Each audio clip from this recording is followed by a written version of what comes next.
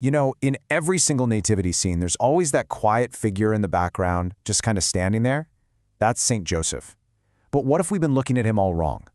What if this silent man isn't a supporting character at all, but actually one of the most pivotal figures in the entire story? Let's take a much closer look. And this is the real puzzle at the heart of his story. Not a single word from Joseph is recorded in the Gospels. Not one. Zero. So how on earth can a man who never speaks be so incredibly essential?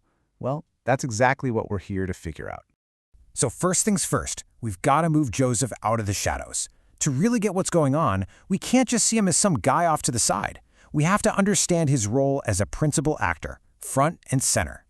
This really captures the massive disconnect, right? The popular image we have is of a silent bystander, maybe some older, passive guy. But the theological reality? Oh, that's something else entirely. We're talking about a central figure, a just and obedient man, and a true husband and father, not just some legal fiction. And once you make that shift in perspective, trust me, it changes everything. Okay, so let's start with that last point. His role as a true husband. Because this wasn't just some legal arrangement to make things look good. No, this was a genuine marriage. And understanding that is the key to unlocking everything else about him. The Bible calls Joseph a righteous man. Now, we might hear that and just think, oh, he's a good guy who follows the rules. But in a biblical sense, it goes so much deeper. It means he was fundamentally aligned with God's divine purpose, which was unfolding right there in front of his eyes. And because he was this righteous man, his consent is everything. He wasn't forced into this. He wasn't a pawn in some divine game. He made a free, conscious choice to say yes to this absolutely extraordinary calling, to love a wife whose motherhood came directly from God. That free choice is the very foundation of his entire story. So what made it a real marriage? Well, it had all the essential parts. It was a bond of life and fidelity. It was a mutual gift of themselves to each other. And it was a shared mission that they lived out together. This was a marriage sanctified by God, but in a way the world had never, ever seen before. And their relationship just hammers home this profound truth. Marriage is so much more than its physical expression. It's a covenant, a deep spiritual and emotional union that goes way beyond that. So if we understand their marriage, it leads us right to the next big idea, his fatherhood. And you'll see a pattern here. Just like his marriage, his fatherhood was profoundly real in every single way but biological. I mean, just look at what he does.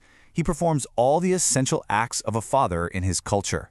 He's the one who names Jesus, which was a father's legal right. He introduces Jesus into the royal lineage of King David, fulfilling prophecy. He protects his family, fleeing to Egypt when they're in danger. And he teaches Jesus, passing on both his faith and a trade. These are the absolute defining acts of what it means to be a father. And here's the powerful parallel. Just like we said, marriage isn't reducible to sex, well, fatherhood is not reducible to biology. Joseph's entire life is the perfect illustration of this. His relationship with Jesus is all about commitment, love, and responsibility. And that's the true heart of being a father. And this has a massive implication. Joseph's example completely redefines authority. Yeah, he's the head of the family, but his authority is never about domination or control. It is entirely about service, about protecting and nurturing the life he's been entrusted with. It's a truly radical model of what leadership should be. So let's circle back to that famous silence of his. What if we've been reading it all wrong? What if it's not passivity at all? What if it's actually a profound form of action, an obedience that acts before it needs a full explanation? And you can see the pattern so clearly here. He gets a message in a dream, and he acts. Instantly, no questions asked, no hesitation. Take Mary into his home? He does it. Flee to a foreign country in the middle of the night? He's gone. His faith isn't expressed in words, it's expressed through immediate, decisive action.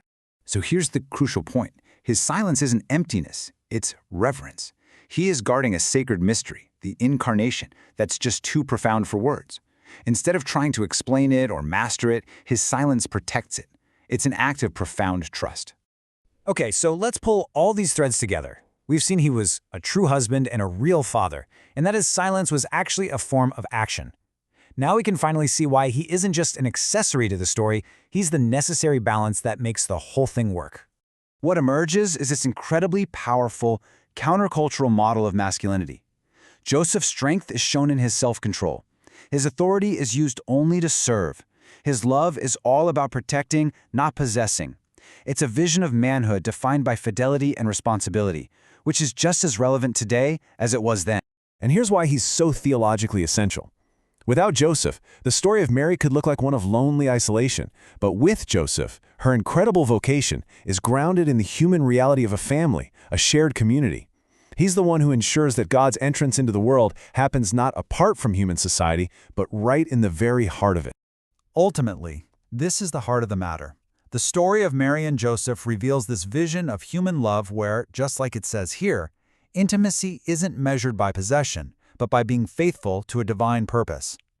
So the question for us is this. After seeing Joseph not as a silent bystander, but as a central actor of trust and service, how does his story challenge us? How might this vision of silent strength reshape our own ideas of family, leadership, and what it truly means to be strong?